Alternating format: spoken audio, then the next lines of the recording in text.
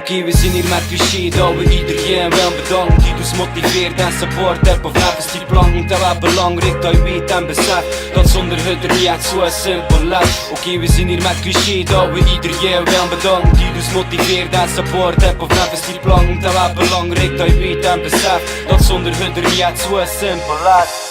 Ik zeg merci met de hoofdletter in. Vooral de mensen die de stumpelaar van mijn muziek zijn. Ik schreef een tekst like dat niet is. Ik kwam naar hand, maar elke tekst is een deel van mijn bestaan. Ik heb geleerd van te delen, dus doe ik met muziek. Draait om even aan dus apprecieer ik kritiek. Ik heb publiek voor min is de bron van inspiratie. Maar ook de reden dat ik er sta niet. Ik zie geen voorbeeldstudent, maar ik leer nu redenering. Omdat het logischer wijsheid met hem meebrengt en doordringt.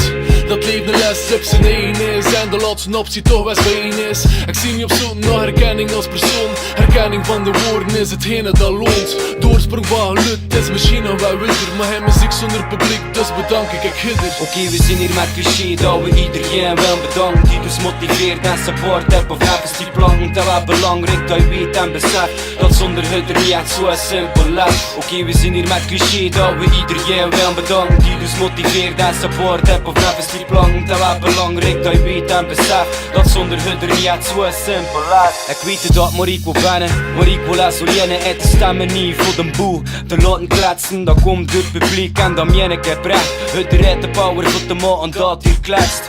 Er zit een man die artiesten motiveren voor te blummen gaan of wat niet hoe dat is. Eerlijk bekritiseren, dus echt alle zijn reden. Dat is een gedachtenwisselingen, maar wat wordt speling?